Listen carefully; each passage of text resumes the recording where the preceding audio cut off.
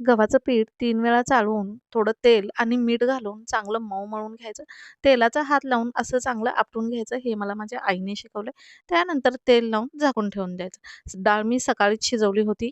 यातलं अळणी पाणी बाजूला काढूया, ज्याची आपण कटाची आमटी करणार आहे.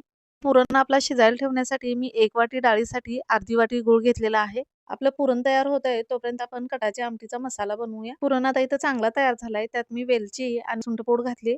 कटाची आमटी करायला बघा भांड्यात 4 चमचे तेल घेतलं, जिरं मोहरीची फोडणी केली, थोडं कढीपत्ता, लसूण फोडणीला टाकला, वरून मसाला टाकला, लाल तिखट टाकलं, मीठ टाकलं आणि अळणी टाकलं. आता पुरण बनवूया. पुरण गरम-गरम असतानाच बनवायचं आणि हे पुरणाचं धुतलेलं पाणी जे आहे ते आमटीत टाकायचं. त्यानं त्याला अगदी गोड तिखट अशी छान चव येते. आता पोळ्या बनवायला घेतल्या. पोळ्या अगदी अलवार लाटायच्या. गव्हाचं पीठ आहे त्यामुळे थोड्या-थोड्याशा अशा फुटत होत्या. पण नशिबाने फुगल्या त्या. पण बघा जमल्या का?